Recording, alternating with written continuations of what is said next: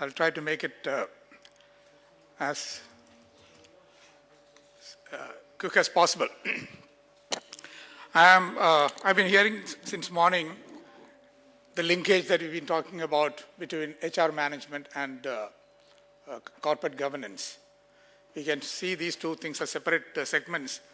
Unless you link the inevitable, we are not moving anywhere further. Very passionately, Dr. Chatterjee talked about in the morning about the same topic, and I'll try to follow on part of it.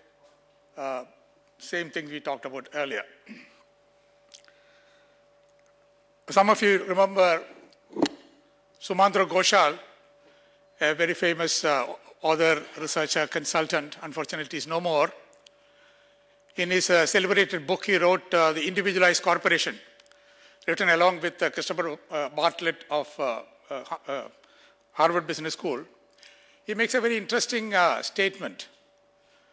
His observations are not based on Indian organizations, mainly on the basis of his consulting and research experience in North American and European organizations.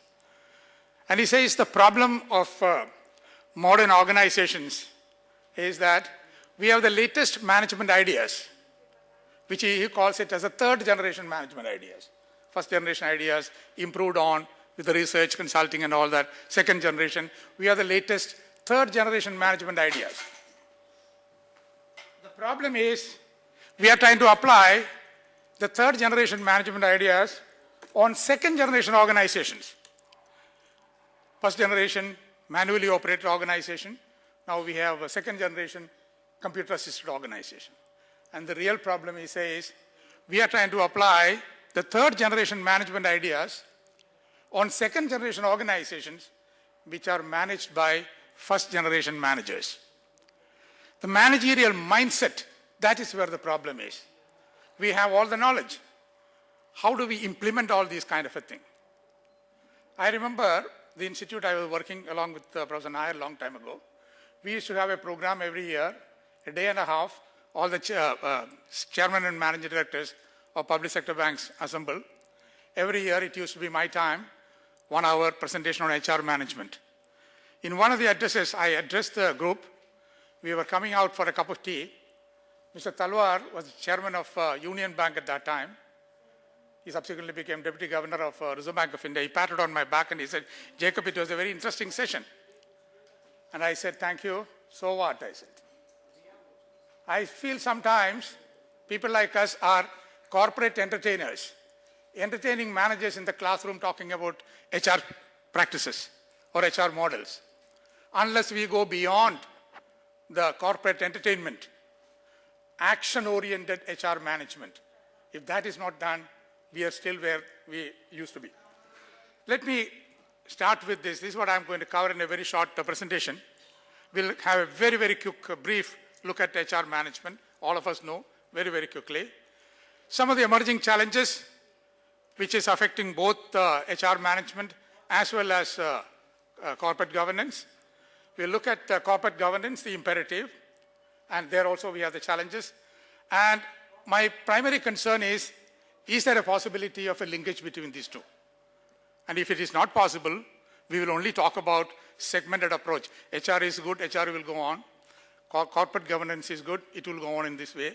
And unless these two merge, if there is no linkage, we may not be able to go further.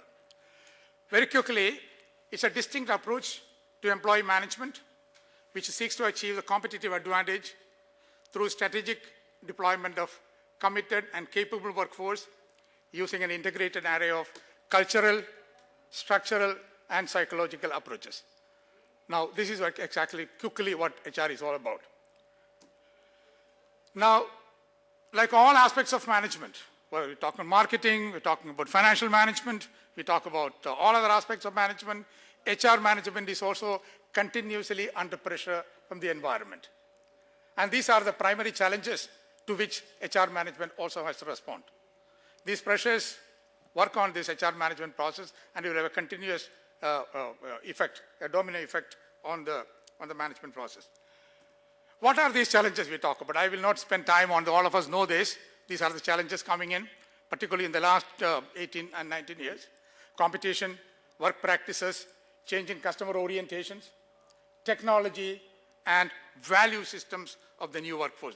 We heard enough on the value systems also. Anyway, I'll spend a bit of a time on the last two, technology and value systems, and how these aspects are posing challenges to HR management. Also, to some extent, we are talking about corporate governance. I'm sure many of you read this beautiful book written by Thomas Friedman, World is Flat. People thought that the world was flat long time ago. Subsequently, we accepted world is now flat. But Thomas Friedman comes and says, no, world is flat again. I've taken a quotation from Thomas Friedman. He says, IBM Lenovo, this new Chinese-owned company with headquarters in New York, with factories in Raleigh in the US and Beijing in China, will have a Chinese chairman, an American CEO, an American chief production officer, a Chinese chief finance officer, and will be listed in Hong Kong Stock Exchange.